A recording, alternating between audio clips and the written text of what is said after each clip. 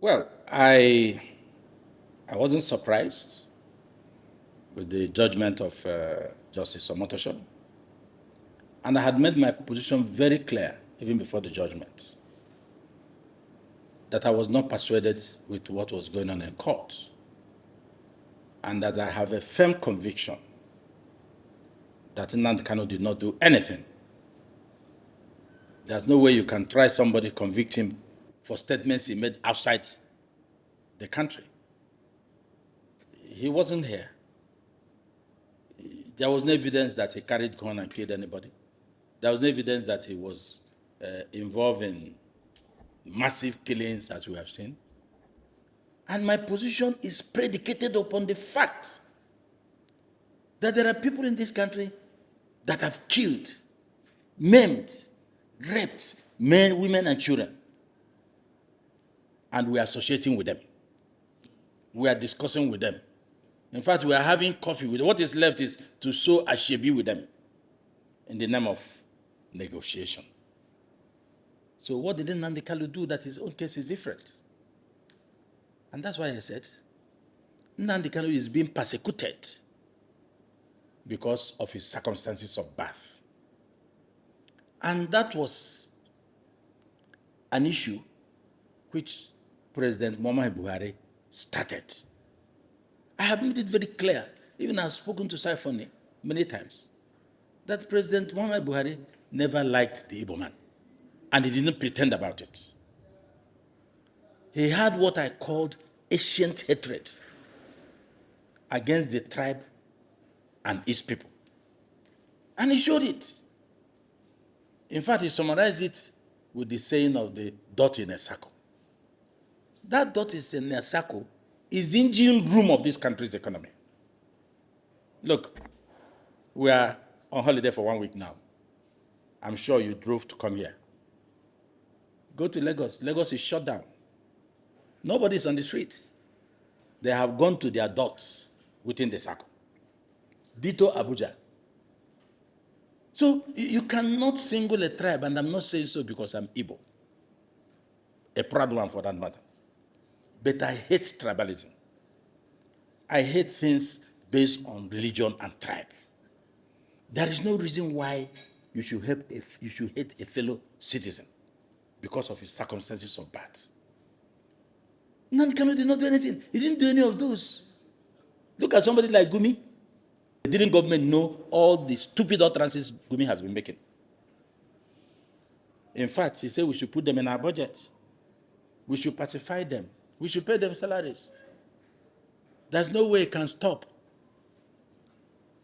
The government through Buhari saw all this because of his expansionist agenda. Buhari wanted to Islamize the country. Let nobody pretend about it. And the first thing we did was to disarm citizens. Whether you had a den gun or they were disarmed. Immediately that was done, 1 week after, the terrorists moved in across the country. Thank God for Trump. Any Nigerian, man or woman, old or young, opposed to what Trump is doing as regards the terrorists, is a terrorist himself. Any Nigerian, man or woman, young or old, that will oppose to the coming of Benjamin Netanyahu to assist Trump in clearing the terrorists is himself and his household terrorists. We have seen it in this country. We are handicapped. We could not do anything. And then some people are talking rubbish. Sovereignty. Sovereignty, my foot. If you are talking about sovereignty and people are being slaughtered in their hundreds, in their thousands every day, better suspend that sovereignty. Let those that will help you come and help you, as Trump is helping now. He has did it along the axis last week. I read in Kaduna today, last night. Let him continue and clean the place up so that we can sleep with our two eyes open.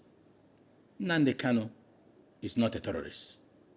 Nnamdi Kanu was handed over to Tinubu by Muhammadu Buhari as one of his handing over notes. But what we are saying is, Tinubu did not pick Nnamdi Kanu. He inherited the problem. All we are asking is he must have the political will to set him free. I must tell you that over 80% of reasonable Nigerians across the country are not happy with Nnamdi Kanu being in prison in Sokoto, because they could see that this is man's humanity to man. It is clear that it is that hatred against the people from that part of the country. It is not that he did anything. No evidence. Okay, let me even take you up. And the judiciary was available to give credence to that. Nnamdi Kanu said, Omotoso, show me the law. Show me the law you are trying me with.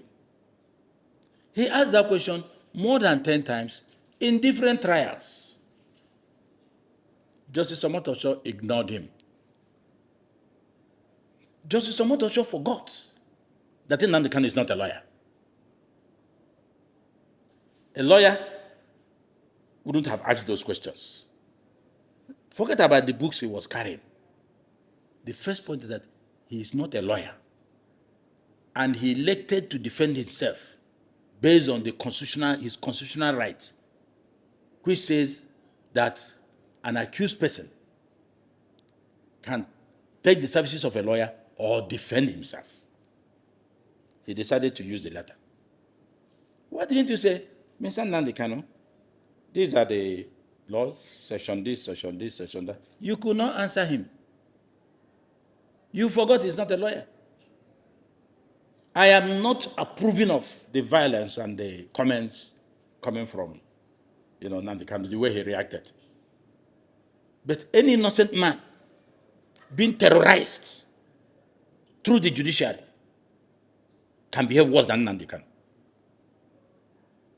Yes, as a lawyer, I'm seeing it that calm down, calm down. But this is a man who knew he did nothing. And Nigerians knew that he had done nothing. With greatest respect, Justice Omotoso was a pawn. He was an instrument to be used to jail him.